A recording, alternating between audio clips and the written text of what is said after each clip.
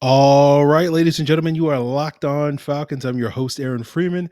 And today we're talking about why Drake London isn't generating that much buzz at training camp so far, how Kyle Pitts is doing the exact opposite. And we'll talk about the culture changes that the Falcons want to implement. And rather, I think it's more of an identity change for this team to be a defensive driven football team moving forward. You are Locked On Falcons, your daily Atlanta Falcons podcast. Part of the Locked On Podcast Network, your team every day.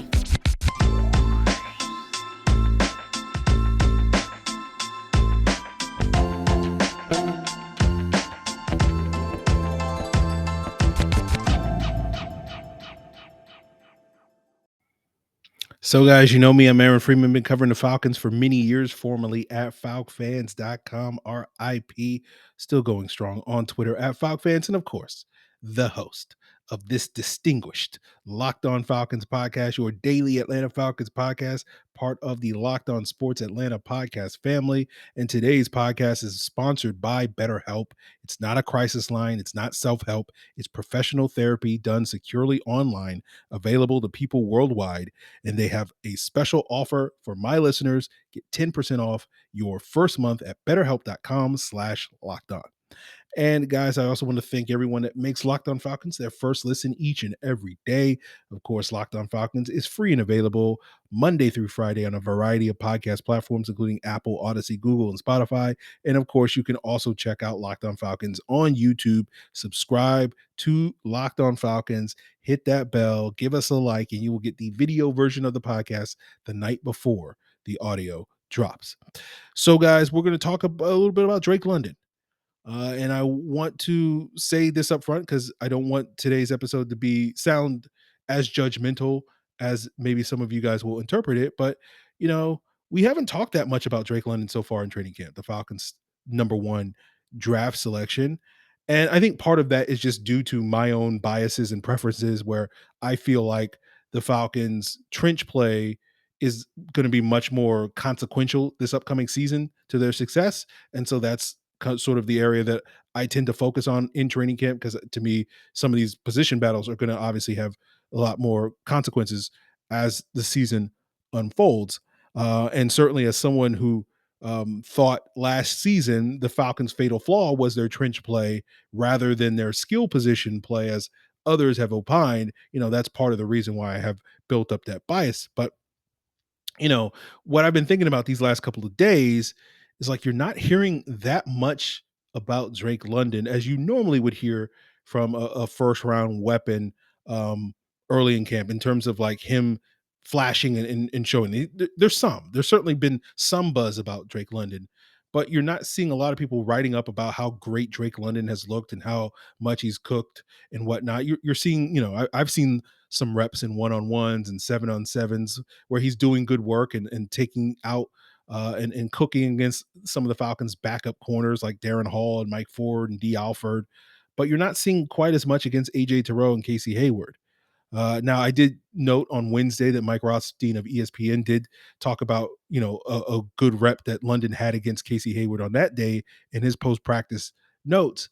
But, you're not seeing, you're seeing some mentions here or there, but you're not seeing that much where you're seeing people talk about Drake London winning against the Falcons' two mere corners. And part of that is owed to the fact that these cornerbacks are pretty good. So that's one way you can read it. It's like, hey, these cornerbacks are living up to the hype of being one of the premier duos in the NFL, and they're shutting down Drake London. But I'm curious to see how this unfolds as the rest of training camp happens. Now, the goal, will have some guests on the podcast that have been, they're at training camp every day, and can share their observations and can basically confirm or deny what I've just said, that Drake London has had a solid camp, but nothing spectacular so far. And certainly, before you guys, some of you guys who type angry comments all the time, I'm not calling Drake London a bust. I'm not trying to sit here and say that how you perform in the first 7 days of your first NFL training camp is going to determine your career or anything like that, right? But it is sort of, at least not having that much buzz about Drake London cooking in practice every single day, does sort of lead me back to what at least was my biggest question mark surrounding Drake London when we drafted him, and concerns about whether or not he was going to be able to generate consistent separation against some of the better outside corners that he is expected to see this year. And we talked about this extensively back in May after the draft when we talked about London, myself and various guests. And basically, my concern, and I use air quotes, is that Drake London is essentially a big slot in the mold of a Michael Thomas and an Anquan Bolden or Mohamed Sanu, as in another comparison I made back then. And, that to me is a concern, largely due to my belief that, part of the evaluation for wide receivers is their ability to match up and create mismatches. And that's going to determine a lot of their success in this league. Like we know with Julio Jones, he was a mismatch for everybody, right? But when you compare that to a Mohamed Sanu, he was only really a mismatch for certain types of cornerbacks. That's part of the reason why, during his time here in Atlanta, Sanu would have like 4 or 5 really good games a year when he had those favorable matchups. But then most other games, it wasn't like he was not non-factor, but he was putting up pretty middling stat lines of 3 catches, 30 yards or so. Most weeks, 2 out of every 3 games or so in those years. And particularly with Drake London going up against this NFC South, where you have Marshawn Lattimore, you have J.C. Horn, you have Carlton Davis, guys that are physical corners that have been known to specialize in matching up against physical wide receivers. If Drake London, if that's the type of receiver that he's going to be, that could be an issue against those type of corners. Now, we know again, AJ Terrell, Casey Hayward are no slouches when it comes to the physicality department. But particularly for a player like AJ Terrell, when we look at his history in the league as well as going back to college, that the types of receivers that have given him the most problems have been those big physical receivers, Michael Thomas, Michael Evans, Jamar Chase, etc. And when it comes to more of the quicker separation types, like those are the guys that AJ Terrell does his best work against: Stephon Diggs, Adam Thielen, Henry Ruggs, etc. Right. And so essentially, theoretically, if Drake London is going to be this super physical type of receiver that is going to be able to go toe to toe against the Marshawn Lattimores and Jason Hordes and the Carlton Davis, theoretically, again, it's early, he should be giving AJ Terrell a lot more problems than it seems like he has given him so far. Um, and so, as someone who evaluated Drake London as more of a big slot than a big time outside receiver, you know, basically what I'm not saying Drake London's a bust, but I'm just saying that these first 7 days of practice have not necessarily caused me to have to reassess that initial evaluation of Drake London. But we'll see, if he winds up proving that wrong or changing the narrative in the coming days and weeks. And part of the reason why I bring this up is because I know there was a vocal contingent of fans, and I'm petty, but I know there was a vocal contingent of fans that their optimism about this year's team and this year's offense was tied very much to the big improvements that the Falcons have made in terms of the weapons that they're throwing to, going back to what I said earlier, where a lot of people thought that was a big issue that really hamstrung this offense last year. And while I certainly agree that the Falcons have made strides and gotten better, particularly in their wide receiver core, I don't know if it's night and day better, right? Because, a big gripe that people had last year was that Russell Gage was just a number 3 wide receiver, but Brian Edwards was just a number 3 wide receiver with the Raiders. Now, we hope he's going to be more than that, but whether he is remains to be seen.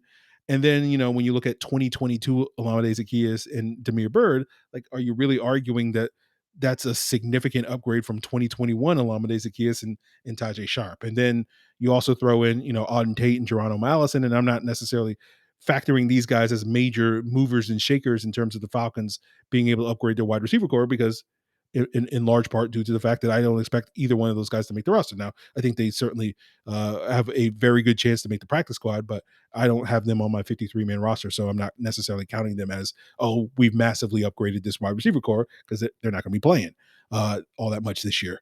And, not to mention that Tate and Allison were essentially number 4 wide receivers in their previous stops, so it's not like that's really, really moving the needle a whole lot. It's improving the Falcons' depth at wide receiver, but as far as those top end talents, right? The issue with the Falcons receivers last year wasn't wide receivers 3 through 5; it was wide receivers 1 and 2, right? So that's why I don't necessarily consider Tate and Allison in that regard. So, you know, basically the point I'm making, that if you were one of these people that was pushing and following this narrative that the Falcons wide receivers are going to be so much better, you know, a lot of that seems to be based off of that assessment that a lot of these moves are kind of lateral elsewhere, that you were expecting Drake London to really hit the ground running this year and be an impactful receiver. So we'll see what happens. You know, there's still a lot of camp left. Obviously, we'll see what happens this fall and in the future years.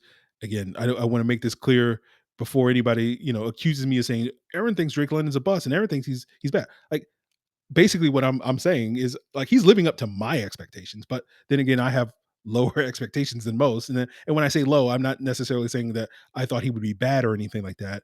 I just thought he was a certain type of wide receiver, a big slot. And he wasn't going to necessarily light the world on fire right away, like we saw with Jamar Chase and Justin Jefferson these last couple of years, as far as impactful rookie wide receivers. But then again, got to point out again, I don't know how Jamar Chase's first 7 days of training camp went last summer, but I do recall him not necessarily doing great in the preseason. So, just because Drake London may not be getting off to the fastest start does not necessarily indicate that once the actual games are being played, we won't see him perform and be that sort of desirable weapon that can really sort of hit the ground running and move the ball forward for this Falcons receiver core. So, I'm kind of just curious where you guys sort of are on your Drake London expectations. Has he come too low, or has he come below them, or has he come above them? Whatever the case may be, obviously, let me know in the comments, or feedback via Twitter, Facebook, or via email at lockedonfalcons@mail.com. Eager to hear what you guys' thoughts on that. And as I said earlier, part of the reason may be that our corners are really good, and that's part of the reason why he's being really quiet. So that gives us a lot more hope for that side of the ball moving forward. But a player that has not been quiet, um, and that has been Kyle Pitts, right? And he has been the man and has been cooking by all accounts, and we'll get into that as we continue today's episode, guys. But before we get there, I'm going to tell you guys about the protein bar that tastes just like a candy bar. In fact, it's better than a candy bar because it not only tastes good, but it's good for you. And of course, I'm talking about Built Bars. Built Bars are low in sugar, calories, and carbs, high in protein, high in fiber. And they just dropped their Peanut Butter Lovers bundle, where you can order and get a box of peanut butter brownie and the peanut butter flavor, a box of each of those flavors. If you want to try one of their other limited time flavors, you can try the cookie dough chunk puff, the brownie batter puff. And if you don't know what the puffs are, those are the protein infused marshmallow. So they bring you that fluffy, marshmallowy goodness. And of course, you can also try those, or the tried and trues like the cookies and cream, double chocolate, salted caramel, mint brownie, cherry barcia, coconut almond, raspberry, and so much more. So find your favorite, or try them all to find your favorite with a mix box by going to built.com and use the promo code LOCKED15 and you'll get 15% off your order. That's code LOCKED15, LOCKED15 for 15% off at built.com.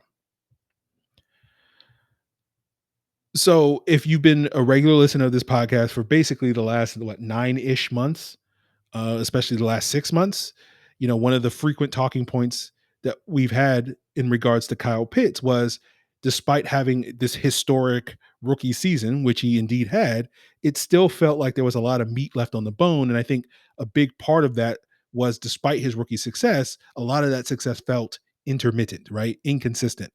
Right. There were some really great games that he had. There were some great moments in other games, but then there was a lot of just like, okay, like he's fine. Like, again, going back to Mohamed Sanu, like 3 catches, 30 yards, pretty typical sort of stuff with Kyle Pitts. And a lot more of like, why isn't Kyle Pitts on the field? And why hasn't Kyle Pitts gotten the ball more and gotten more targets in this game?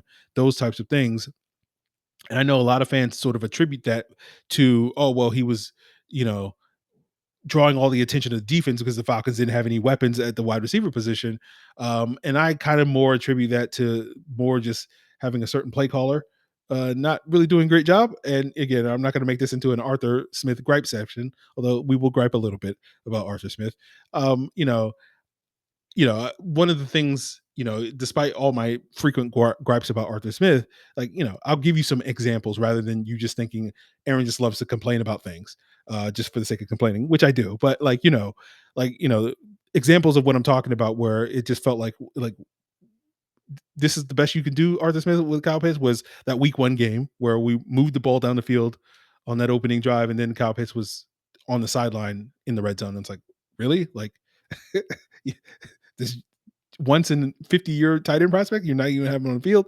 Other examples where there were several games, particularly early in the season, where the design of plays in the red zone with Kyle Pitts was as basic as it possibly gets, like basic, like what you guys did when you were 8 years old, playing in your backyard and be like, "Hey, run down the field and I'll throw the ball to you, get open, lob you up a pass." And like, really, like this is what you're scheming up. I think there were like 6 weeks as well in the middle of the season. I want to say it was like weeks 8 to 13, where I don't think Kyle Pitts had a single red zone target as well. And then you throw in the fact that it wasn't until week 17 where we didn't get a tight end leak or a tight end throwback in this offense, which isn't specifically a Kyle Pitts thing, but is it just a tight end in general sort of thing. Um, and then one of the ways that we've talked about over the last several months about ways that the Falcons could do a better job getting Pitts more involved in the offense is trying to find those easy manufactured targets. And it's similar to how the Falcons utilize Austin Hooper and Hayden Hurst in the past. It's similar to how the Raiders have utilized Darren Waller throughout his year, with a lot of sort of short throws, 6-yard throws that turn into 10-yard gains because of the ability of the tight end after the catch. But those include a lot of quick outs, flat routes, hitches, curls, shallow crosses, etc. Ways to get the ball into your playmakers' hands quickly and let them do their thing. And we know that's really the style of offense that Arthur Smith wants to play. That's what he did in Tennessee with Derrick Henry and AJ Brown and all these other guys, John O. Smith, etc. So I want to see more of that this season. And we saw some of that last year, but it wasn't necessarily featured heavily, particularly when it came to Kyle Pitts.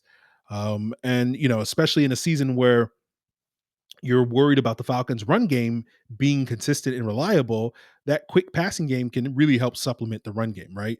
It's the idea of basically 5 yards is 5 yards, whether you get it running or whether you get it passing the football. And this is something that we've talked about in past years with previous play callers, particularly in those years over the last 3, 4, 5 years, where the Falcons running game hasn't been as reliable and as consistent as it was in earlier seasons, that the Falcons have been able to take advantage. I recall back in like 17 and 18 when Sark was the offensive coordinator. I want to say late in the season in 17, when the Falcons were dealing with some injuries on their offensive line, I think I recall praising Sark for basically taking the running game out of it because they couldn't get quite the same level of push up front, and basically supplementing that with the quick passing game. And I thought he did a good job of that. That's my recollection. And so we'll see how the Falcons can play with that this year, with Kyle Pitts and with others. I know historically speaking, that's not been a strength, the quick game, at least in terms of what Marcus Mariota does well. We'll see if that's an area that he has improved upon. We'll see if that's a way that they can incorporate RPOs better into this offense. We'll see how Desmond Ridder fits into that. But right now the early buzz on Kyle Pitts is very promising. Basically, he's been virtually unguardable, except for by AJ Terrell and occasionally Richie Grant. And so that's a promising sign for Richie Grant, which I'm sure we'll be talking about in the coming days as well. And so I'm just basically curious at this point in time, given that Pitts is off to a great start so far this summer, by all accounts, will the Falcons be able to fully take advantage of that? And we will see him. We won't have those moments where we're like, you know what? Like, yeah, Pitts was, had 1,000 yards, had 1,200 yards, whatever, but it still felt like there were large chunks of the season, large stretches of games where he wasn't utilized. And hopefully we won't see that this year. And, expecting Pitts to sort of be the guy that can carry the offense back last year when he was a rookie probably was a stretch, certainly in hindsight. And even though we did see flashes of him being that type of playmaker, but I am expecting him to be more of that guy this year. And again, it sounds like early on so far in camp that he's on track to being that guy that can carry the offense. And hopefully we will see him get a little bit more help, because we talked about Jamar Chase and Justin Jefferson as rookies, and the type of impact that they had as rookies, but it wasn't like they were out there doing it alone. Chase had T. Higgins and Tyler Boyd, and Justin Jefferson, I'm sorry, had Adam Thielen, and we're hoping Drake London and Brian Edwards and Cordero Patterson, among others, when Pitts isn't being the all-world talent that we know he's capable of being, that those guys can contribute. And so time will tell on that, but certainly reason for optimism, at least with Pitts being the guy, and we'll see if those other guys can really step up in that regard. So we'll wrap up today's episode revisiting the topic of the team's changing culture. We talked about this, I believe, on Monday's episode. And basically, my reaction to that was, essentially, if you want to boil it down, culture schmulture, right? But, I do want to talk about the changing identity of the Falcons as a more defensive driven team. And that's really where me and Dean Pease sort of are on the same page. And we'll talk about that to wrap up today's episode, guys. But before we get there, I want to let you know about the Locked On Sports Atlanta podcast feed, where you can find 3 shows with 4 hosts: A to Z with Mark Zeno, Hitting Hard with John Chuckery, ATL Day Ones with Jarvis Davis and Tanitra Batiste, breaking down all of the local teams as well as national sports headlines, all on the same podcast feed, all the same podcasts, platforms and feeds that you're checking out Locked On Falcons, including on YouTube. And if you check out Locked On Sports Atlanta on YouTube, you'll get the Atlanta Braves postcast, where Locked On Braves is breaking down every Braves win and loss this season. And that's also the place for the Falcons postcast, where myself and Jarvis Davis will be breaking down every Falcons win and loss this season. So make sure you subscribe to Locked On Sports Atlanta on YouTube or elsewhere. And guys, I also want to tell you that this podcast is sponsored by BetterHelp. And, I often joke that, this podcast is virtually therapy for me. And obviously, it's one-sided conversation and it's only dealing with my hangups with the Falcons. But over the last year or two, I've thought a lot more about having a real conversation with a real therapist that can talk back to me and talk about things that are a little bit more important, at least to me, than the Falcons. And I've already and signed up for BetterHelp, and I'm looking forward to seeing how that goes. And if you're looking for ways to navigate through life's twists and turns, BetterHelp's online therapy will assess your needs and match you with your own licensed therapist in less than 48 hours. BetterHelp is not a crisis line. It's not self-help. It's professional therapy done securely online, available to people worldwide. You can log on anytime and send a message to your therapist. You can schedule weekly video or phone sessions, and just in case you don't want to be on camera. And it's more affordable than traditional offline therapy, and financial aid is also available. And I know for me personally, that's been a sticking point for why I've been hesitant to try therapy. And with BetterHelp, I'm thinking of it as basically a affordable way to invest in myself. And so if you're looking to make a similar investment, head to the website, take advantage of the special offer by getting 10% off your first month of betterhelp.com/lockedon. That's 10% off your first month of online therapy at BetterHelp, HELP.com/lockedon. So let's revisit the topic of the Falcons changing their culture, because despite what I said on Monday, I do think there is a lot of overlap between what Dean Pease was saying over the weekend and what I believe in terms of the Falcons trying to build on the defensive side of the ball. Right. And we can call it semantics at this point in time, but Dean Pease referred to it basically as a changing culture. I kind of consider it more changing your identity. And part of that is due, again, semantics, but like for me, culture equals competency. That's kind of how I define culture, right?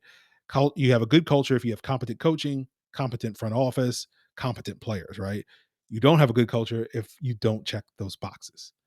And basically, it's the idea that if you're, a player on your team and you're part of a good culture, right? Each day that you show up to work, to go to practice or play the game, that the people around you are going to do their job. As long as, and if you do your job, everything's going to work out for you, whether that's your teammates, whether that's your coaches, whether that's a scout. You're building towards something, and hopefully that something is winning football games and hopefully bringing home Lombardi trophies. Now, for those of you that don't know exactly what I'm referring to when I'm talking about the Falcons changing the culture and what Dean Pease said, basically Dean Pease went on an epic rant on Saturday talking about how he wants to change the culture. And sort of the broad bullet points of that rant were that the last 20 years, the Falcons have had some of the worst defenses in the league. And he wants to be more of this defensive driven team that's mentioned in the same ways that teams like the Ravens and Patriots have over the last few decades, as these really great defense and consistently good defenses. And, while I wouldn't necessarily contribute that to a new culture, um, it is something that I did talk about 2 weeks ago, I think, when we did the episode talking about Eddie Goldman's retirement. But we did a Q&A in that episode. And I think the last question we answered on that show, a listener asked sort of, how do we stabilize the quarterback position?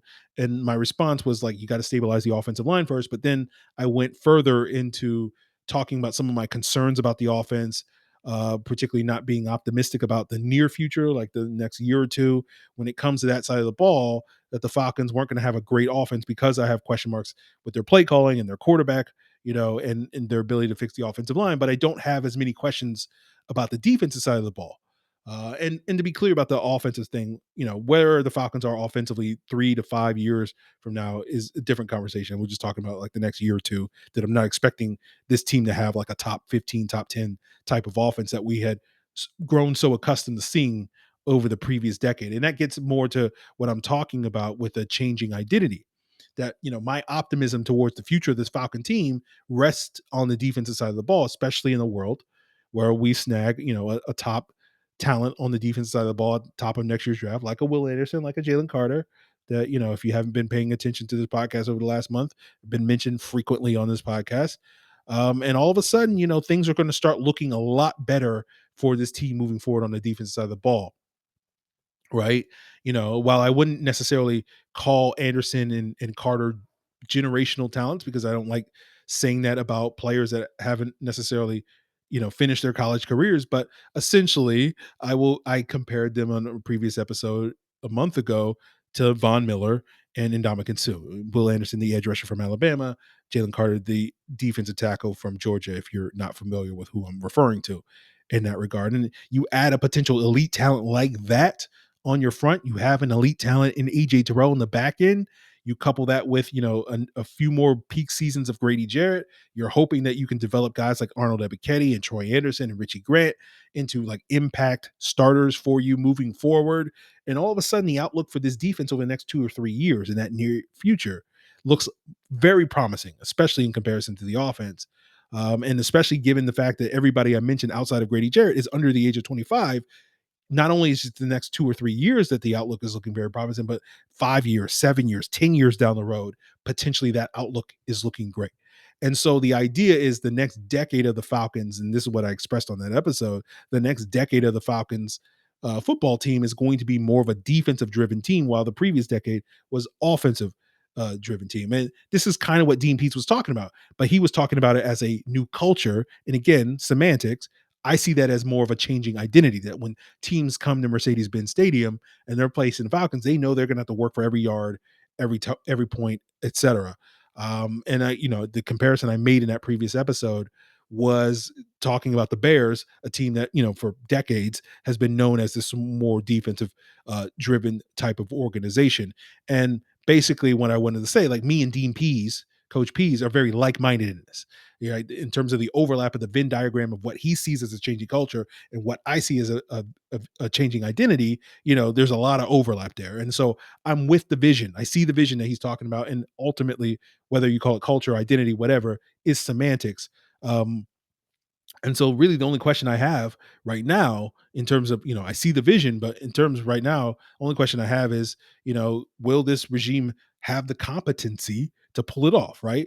We know that they're competent when it comes to acquiring talent. No one's questioning the quality of players and potential players that we've added to the defensive side of the ball for the last 2 off seasons. It's just whether or not we can see this coaching staff develop it. And unlike Arthur Smith, I have far less questions about Dean Pease's ability to do that, on that side of the ball than I do for their ability to develop talent on the offensive side of the ball. So I'm 100% along for the ride. My only question surrounding Dean Pease moving forward, the only thing that gives me some pause to before I say 100%, let's say 90% on board. That last 10% is, one of the things I've noticed with Tennessee the last couple of years since Dean Pease departed there, is how much more investment they have made in terms of their front and their pass rush in subsequent off seasons. And my one concern is it kind of harkens back to what we saw under the Dan Quinn era, which was sort of that level of complacency. Like it wasn't that the Falcons didn't invest in their front. Obviously, they invested in players like Vic Beasley and Tack McKinley and Grady Jarrett, et cetera. But particularly with those 3 guys, like after they had acquired all those guys, they were like, okay, we're good. And my one concern, particularly given that Dean Pease loves to play zone, as we've discussed many times on this podcast over the last year, that if you were going to be that premier defense that we're talking about, where the Falcons have that changed culture, that changed identity to be one of the premier defenses in the league, on par with the Ravens and Patriots and Bears, et cetera. Lions and Tigers. You know, you need to have that dominant four-man rush. And right now, I think the Falcons may have like two pieces of that dominant four-man rush. And I want to see if they're going to invest more resources into that in the coming off seasons, right? And you know, I apologize in advance to these players, but like, Adeogun Deji and Anthony Rush and Taquan Graham and Lorenzo Carter, to me, aren't starters on a dominant unit, dominant front four in that regard. I would imagine if and when the Falcons have a dominant type of rush that we're talking about to really facilitate this DP style defense to be one of the premier defenses in the league, several of those guys I just mentioned wouldn't even make the roster. Now, I say that, and please, Anthony Rush, don't come for me, right? I know you missed practice today, and I'm worried that you're already, halfway down I-85 to come in and see me. But please don't come for me when I say that. But I'm pointing that out to make it clear that we're not there yet, and that's fine. We don't necessarily have, Rome wasn't built in a day. Um, but my one concern is like, when it comes to changing this culture, is not settling for these guys as starters moving forward. And obviously this year, beggars can't be choosers. Our options were limited, all those very things. So I'm not mad at that this year, but next year, obviously when they have a lot more money to spend, I'm curious to see how they deal with it. So that's the one thing that we'll be keeping an eye on moving forward. So we'll see how it turns out, guys. That's sort of what I'll have to say. I probably have a lot more thoughts on these various subjects that we discussed today, like Drake London and Kyle Pitts and this defense moving forward.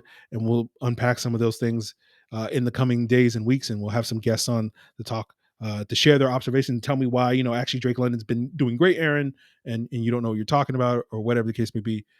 So we'll see how that plays out this summer. Still got a lot of training camp left. So looking forward and looking eager to see what develops, guys. But if you want to provide your feedback on any of the topics I discussed on today's episode, you can hit me up via Twitter or Facebook at Locked On Falcons. Send an email to lockedonfalcons@mail.com, or of course, leave a comment just below on the Locked On Falcons YouTube channel. And guys, always thank you guys for making Locked On Falcons your first listen. Always have recommendations for your second listen.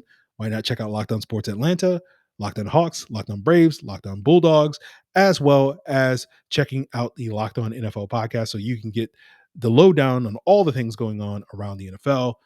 Certainly, I'm sure there's going to be some follow up to the Deshaun Watson conversation that we had earlier this week.